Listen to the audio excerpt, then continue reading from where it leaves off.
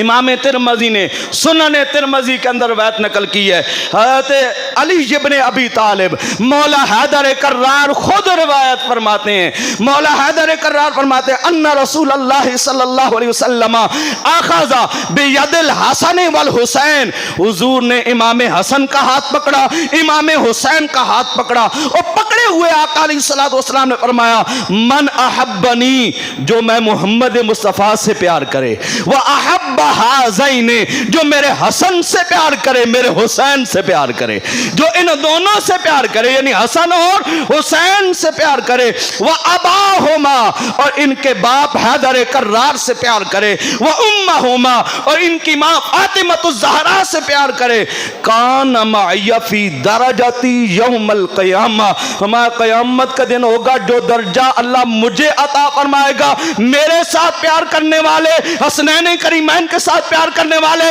علی سے پیار کرنے والے، فاطمۃ الزہرا سے پیار کرنے والوں کو اللہ وہی درجہ قیامت والے دن عطا فرمائے گا جو اللہ اپنے محبوب محمد مصطفیٰ کو عطا فرمائے گا۔